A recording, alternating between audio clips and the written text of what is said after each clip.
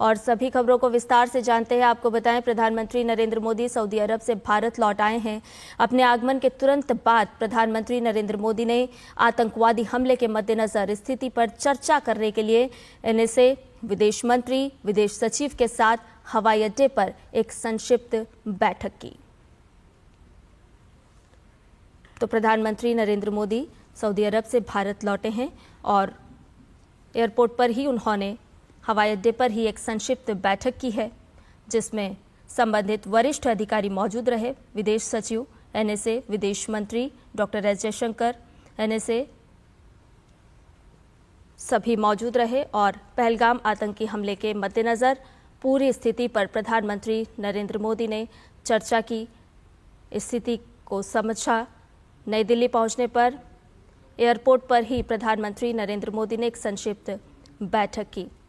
ज़्यादा जानकारी के साथ सुधाकर दास हमारे साथ जुड़ गए हैं फोन लाइन पर। सुधाकर, आपसे जानना चाहेंगे, अपने दर्शकों को भी अभी हम बता रहे थे कि प्रधानमंत्री नरेंद्र मोदी जैसे ही भारत लौटे और हवाई अड्डे पर ही उन्होंने बेहद ही महत्वपूर्ण एक संक्षिप्त बैठक भी हाथों हाथ की है, पूरी स्थिति को जाना है।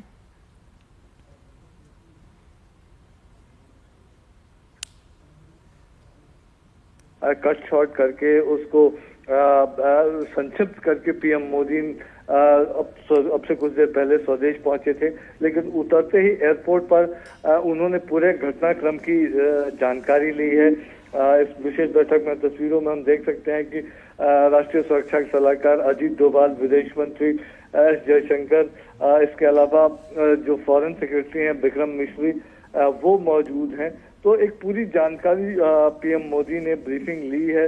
सबसे पहला तो जो एक सिक्योरिटी रिस्पांस है, सिक्योरिटी सिचुएशन है, उसको लेकर उन्होंने एनएसए अजीत डोभाल से जानकारी ली है कि क्या कुछ अभी वहां की सुरक्षा स्थिति है और क्या कुछ सुरक्षा एजेंसियों की तरफ से इसके रिस्पांस में कदम उठाए जा रहे हैं, स्पेशली जो इस घटना के दोषी हैं उनकी तलाश के लिए।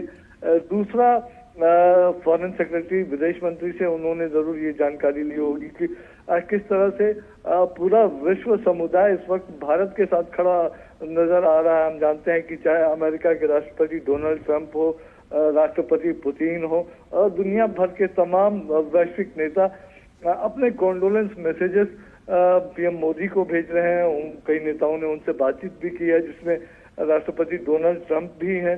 तो बहुत महत्वपूर्ण है दुनिया का एक रिस्पांस, और ये जरूरी भी है। आतंक के खिलाफ एक दुनिया एकजुट दिखाई दे रही है इस वक्त, और भारत में जो ये आतंकियों का कायराना हमला हुआ है इसमें जरूर महत्वपूर्ण बात है कि कल देर रात तक पाकिस्तान की तरफ से किसी तरह का इसमें कोई बयान नहीं आया था। तो आप समझ सकते हैं कि किस तरह से पाकिस्तान का एक स्टेट स्पॉन्सर टेररिज्म, वो जरूर इस घटना के पीछे कहीं वो संदेह जाता है कि वो शामिल हो।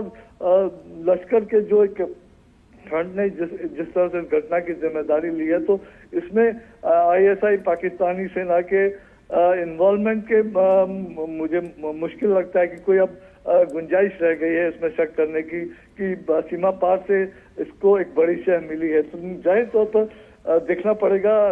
हम जानते हैं कि पीएम मोदी ने इस पूरे घटनाक्रम में जिस तरह से वो न सिर्फ आहत हुए हैं, लेकिन एक स्ट्रॉन्ग रिजॉल्व उनका जो ट्वीट आया था, हमने देखा कि कठोरतम कार्रवाई की जो एक बात कही है, तो एक स्ट्रॉन्ग रिजॉल्व पीएम मोदी का दिखता है। और जिस तरह से वो आवरली लगातार अपडेट ले रहे हैं, और देश पहुंचने के तुरंत बाद उन्होंने जिस तरह से ये बड़ी बैठक की है, तो जरूर आने वाले समय में इसका असर जो हमारे सिक्योरिटी इंतजामात है, एक टेरर को लेकर जो हमारा रिस्पांस है, उसमें दिखाई देने वाला है। और आज दिन भर काफी महत्वपूर्ण रहने वाला है। कुछ और मीटिंग सुरक्षा समीक्षा को लेकर हो सकती है।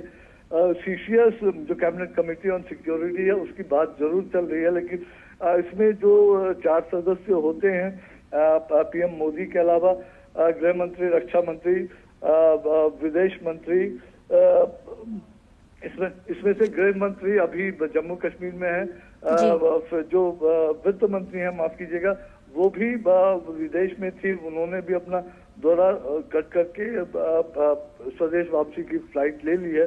तो हो सकता है वीडियो कॉन्फ्रेंसिंग के जरिए अन्य माध्यमों से भी उनसे बातचीत हो जाए। तो देखना पड़ेगा कि क्या सीसीएस की बैठक बुलाई जाएगी, लेकिन जो सीसीएस के तमाम सदस्य हैं उनसे लगातार पीएम मोदी संपर्क में हैं। तो दिन भर का काफी महत्वपूर्ण घटनाक्रम रहने वाला है और मुझे लगता है कि ये दिन आज एक strong response, strong resolve Bharat की तरफ से दिखाई दे, उसको लेकर जरूर कई जानकारियां सामने आ सकती है। लेकिन पीएम मोदी का एक स्पष्ट नेतृत्व, एक एश्योरेंस देश के लोगों को, तमाम सैलानियों को, विक्टिम्स को, कश्मीर के लोगों को कि इस महत्वपूर्ण समय में प्रधानमंत्री मोदी देश में हैं, देश में मौजूद हैं और वो लगातार आने वाले समय में ऐसे कदम जरूर उठाए जाएंगे जिससे न सिर्फ इस आतंक के दोषियों को सजा मिल सके,